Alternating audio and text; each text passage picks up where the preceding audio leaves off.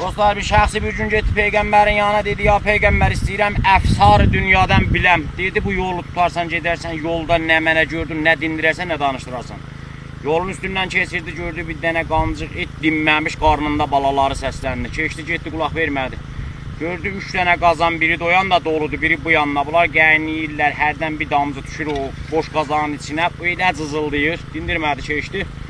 Geçdi, gördü bir dənə ağac, o qədri göyçəkdi, hər meyvədən var idi, hansını sındırdı, içi qutlu çıxdı, sovuşdu.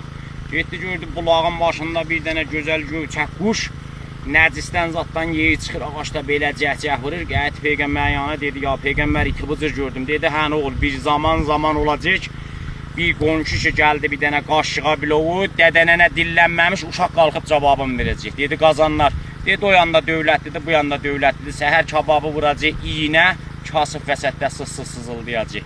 Ağac, dedi, ağaçdakı bir zamanın qızları olacaq, huru kimin göyçək gələcək, hansını sındırsa o içi qutlu çıxacaq. Dedi, bilbil, dedi, o da yaxın tərin dustundur, daldonda nəcisdən zatdan yiyəcək, üzunda bilbil zəbanlıq eləyəcək. Dostlar.